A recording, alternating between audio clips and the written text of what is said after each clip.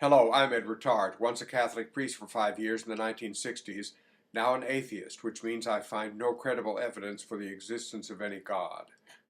Local Catholic priest Father TJ, with whom I, along with other atheists, have been dialoguing for several months, has a web page as part of his church's website.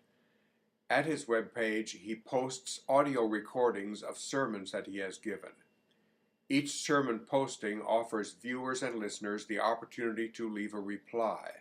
So I left replies at a bunch of them. I would like for some of his parishioners to be aware of the ongoing dialogue. Here is his church's website, St. Mary Magdalene Catholic Church, Humble, Texas. Here it says, Father TJ has a website. There's his picture. I click on Father TJ's webpage and homilies. Homily means sermon. At his sermon, Seeing with the Eyes of Faith, I left this reply. I do not base my life, my view of reality, on faith.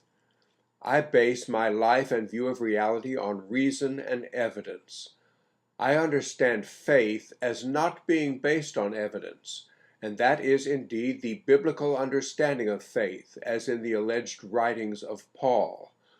Accordingly, I see reason and reliance on evidence as virtuous, and I see faith as not a virtue. This puts me in serious disagreement with most Christians who have been taught that faith is a good thing. At his sermon on the Sacrament of Holy Orders, which is ordination to the priesthood, I wrote this reply. In May 1963, Bishop John Morkowski placed his hands firmly on my head and conferred on me the Sacrament of Holy Orders. Looking back on that event and examining carefully its background and context, I find no credible evidence that that action by him gave me any special powers.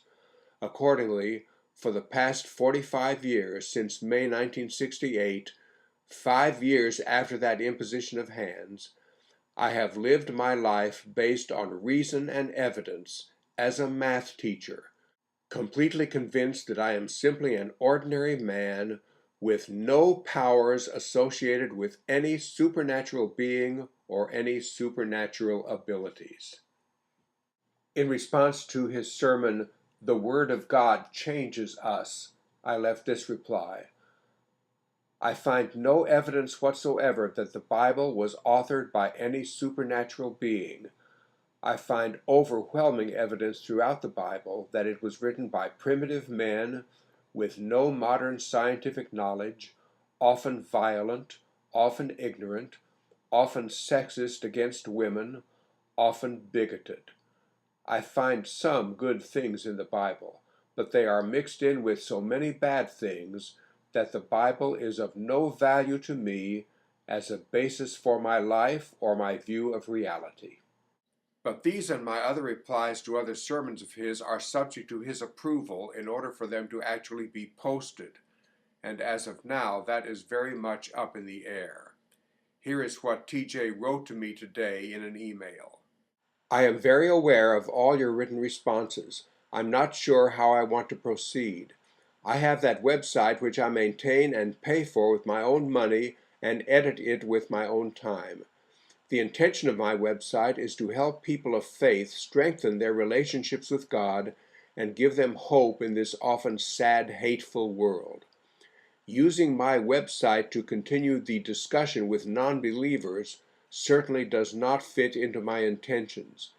In the last year, since we have been in dialogue, I have experienced an incredible amount of hatred and vitriol that non-believers harbor towards believers.